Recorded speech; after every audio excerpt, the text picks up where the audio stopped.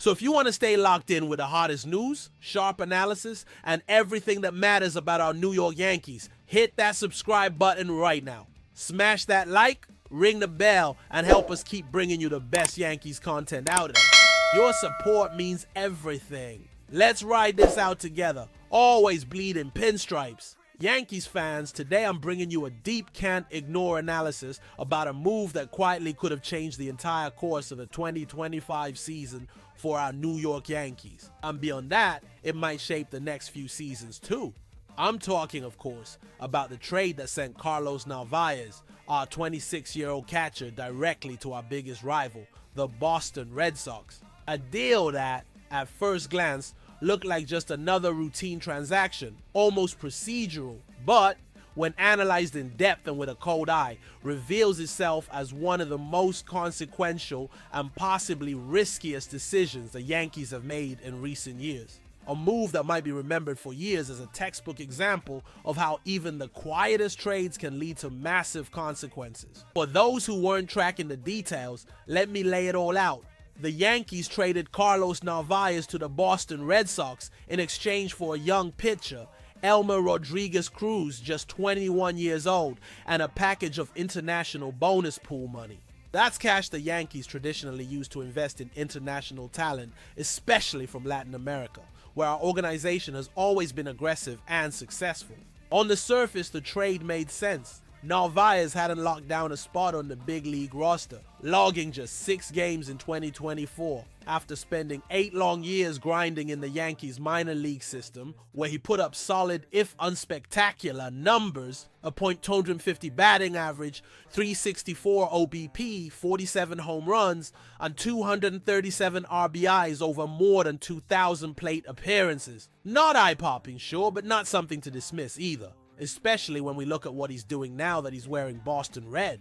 Because, folks, what Carlos Narvas has been doing since suiting up for the Red Sox is something we absolutely need to be paying attention to. And yeah, it's concerning. In just 37 games and 140 plate appearances, Narvas is slashing .291, 5.357, 4.480 with 5 home runs and 17 RBIs. A pretty serious jump for a guy who, until recently, was seen as just another name in the system.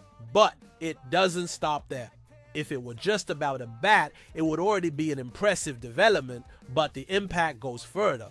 Defensively, Narvas has become an immediate difference maker. Right now, he leads all MLB catchers in defensive runs, saved with 8, tied with Patrick Bailey of the San Francisco Giants. That means he's not just contributing at the plate, but he's also changing games behind it, blocking tough pitches, commanding the staff like a pro, and straight up being a defensive anchor for the Red Sox. The context behind the trade is also worth breaking down. The Red Sox had just traded away Kyle Teel, one of their top catching prospects, leaving a gaping hole behind the plate that needed an immediate fix. Boston's front office didn't hesitate. They picked up the phone, called the Bronx, and got exactly what they needed. And now they're reaping the rewards. Craig Breslow, Boston's head of baseball operations, made it crystal clear in an interview with Masliv. We're very, very excited about what he's been able to do, especially how quickly he's adapted to our group of pitchers and the culture of the clubhouse. That kind of quote just reinforces what we as Yankees fans and analysts already know. Sometimes, all a player needs is the right environment to take off. And in this case, Narvas found exactly that in Boston. Trust, opportunity, and maybe most importantly, patience. Something, sadly, he never really got here in the Bronx. So here's the big question that absolutely has to be asked straight up. How did we let this happen? Did our front office fail to properly evaluate Narvas' potential, or did we once again lean too heavily on cold numbers and predictive models, forgetting that baseball is also about intangibles, about moments, opportunities, and adjustments that sometimes only come when a player feels truly valued? We know that the Yankees historically love betting on guys with big physical tools, high ceilings, and superstar potential. But did we, in this specific case, overlook the value of having a more complete, polished player who could contribute now, especially given our current situation at catcher? Because while Narvaez is thriving and quickly becoming a key piece in Boston, we're watching Austin Wells, our young, promising catcher, struggle to establish himself as an everyday big leaguer. In 2025, Wells has a WRC plus of just 93, below average, and continues to struggle defensively. The comparison is obvious, and let's be honest, it hurts for anyone who follows the Yankees closely and passionately. On top of that, we have to point out how Narvaez's defensive performance has been directly elevating Boston's pitching staff. His ability to command games, block tough pitches, and call smart games has been a huge factor in the Red Sox pitchers' recent uptick in performance. Meanwhile, here in the Bronx, our rotation is struggling with injuries, inconsistency, and let's face it, the lack of a catcher who can offer the same defensive stability that Narvaez is providing our biggest rival. That's a detail that, if it continues over the course of the season, could have massive implications in the race for the AL East crown. A race that, like always, will likely come down to the tiniest margins. Finally, let me be clear, this isn't about slamming the Yankees front office for the sake of it. Not at all. The point here is to spark a serious, grounded reflection about how important every decision is, even the ones that seem small or routine at the time. Because at the end of the day, that's what baseball is. A game of details, where a quiet trade can, no exaggeration, change the course of a franchise. And if there's one thing Carlos Narvaez's journey is teaching us, it's that you can never underestimate the potential of a player determined to prove his worth, especially when that player ends up putting on the jersey of our biggest rival. So what do you think, Yankees fans? Is this a trade that's going to haunt us for years, or was it just a necessary move as part of a bigger strategy? Drop your thoughts in the comments. I'm seriously curious to hear what all of you who live and breathe Yankees baseball just like me think about this move. Now, Yankees fans, it's time we talk about one of the most critical issues of the 2025 season, the current state of our starting rotation. And of course, the name that keeps buzzing behind the scenes as a possible emergency solution, Nick Martinez, pitcher for the Cincinnati Reds. The question is he the reinforcement we truly need, or is he just another patch, a short-term fix for a hole that's only getting bigger? Before diving into the Martinez analysis, let's be brutally honest about the state of our rotation. The Yankees started 2025 with one of the deepest, most solid pitching staffs in all of baseball. But now, we're in crisis mode. Two key pieces of the rotation, guys we were counting on to carry us through the dog days, are out of action with injuries, and they won't be back until, at best, the trade deadline on July 31st. That's a critical date. It marks the closing of the window for making any moves that could help push us through the stretch run. With these absences, what was once a strength has turned into a glaring weakness.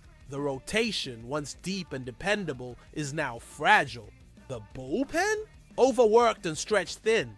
Let's not sugarcoat it. Every extra inning being thrown by our relievers right now is an inning less of effectiveness we'll have when the games really matter in September and October. It's a domino effect we've seen play out time and time again in baseball, and it can turn a promising season into a disappointment real fast. Enter Nick Martinez.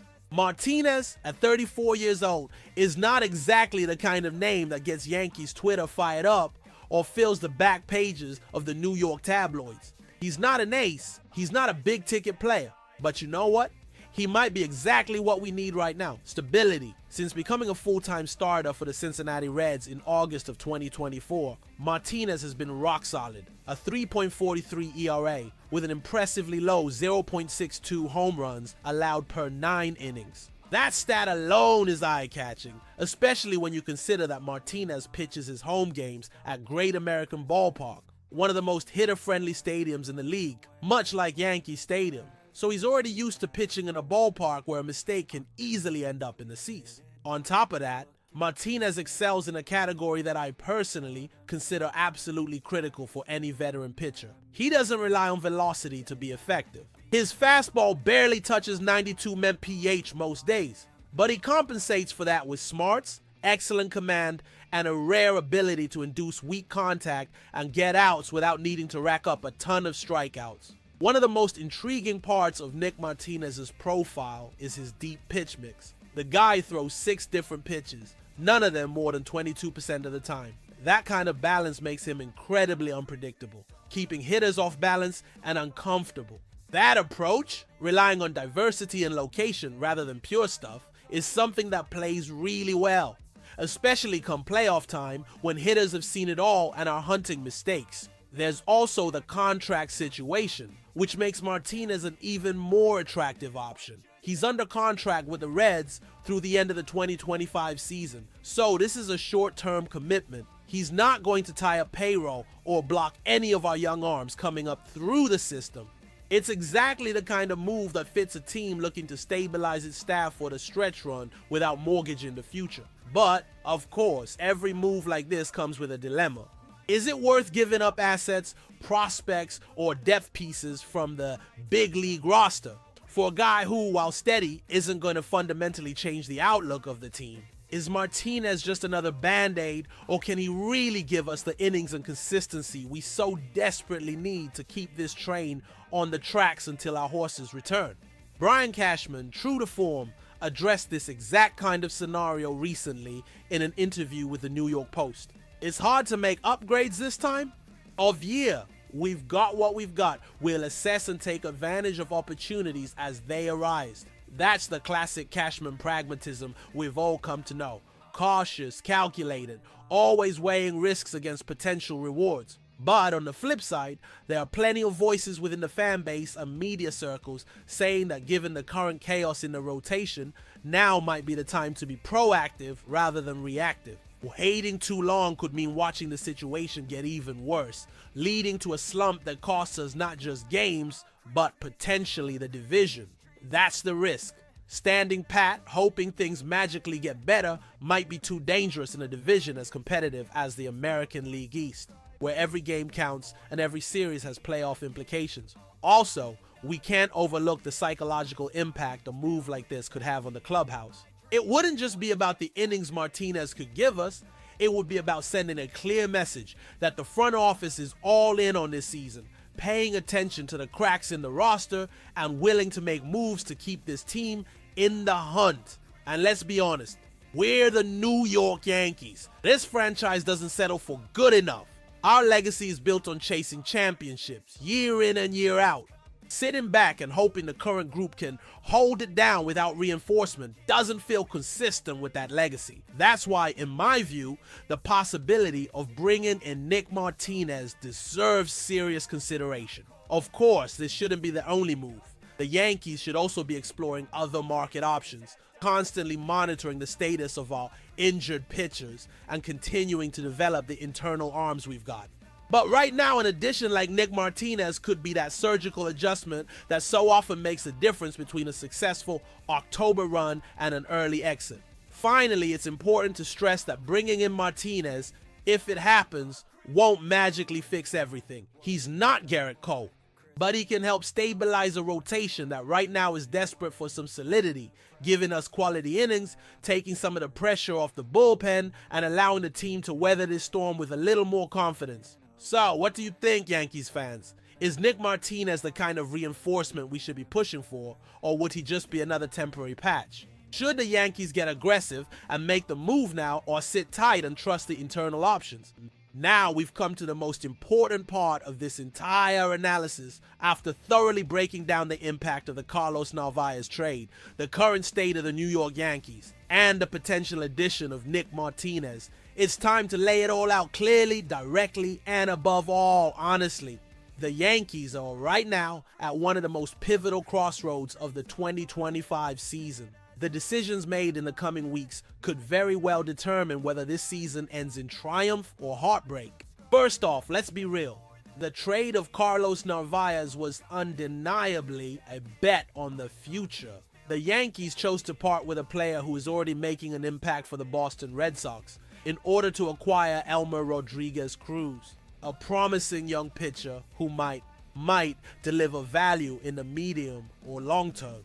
That decision says a lot about the mindset of Brian Cashman and the front office, which has always been focused on fortifying and sustaining the farm system for the long haul.